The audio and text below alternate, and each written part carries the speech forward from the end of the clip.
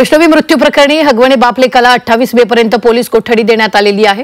राजेंद्र आणि सुशील हगवणेला 5 दिवसांची पोलीस कोठडी देण्यात आली आहे। शिवाजीनगर कोर्टानं ही कोठडी सुनावली असून दोघांचा पुढील 5 दिवस पोलीस कोठडीतच मुक्काम असेल। वैष्णवी मृत्यू प्रकरणी दोघांना 28 मे पर्यंत पोलीस कोठडी देण्यात आली आहे। संपूर्ण हगवणे कुटुंब आता पोलीस कोठडीतच आहे।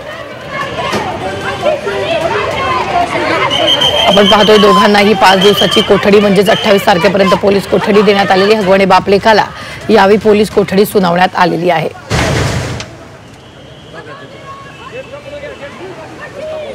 त्या कुटुंबाची ही मोडस ऑपरेंडी आहे।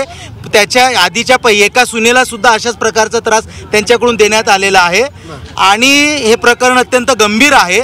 आणि या दोन्ही आरोपी मागील 7 दिवसापासून बाहेर होते, ॲब्स्कॉन्ड होते आणि अधिक काही आरोपीने याच्यापेक्षा वेगळे गुन्हे काही केलेले आहेत का, अधिक कोणाला काही त्रास दिलेला आहे का, असे अटकेचे कारण होते। त्यामुळे माननीय न्यायाधीश महाराजांनी 5 दिवसाची पोलीस कस्टडी दिलेली आहे।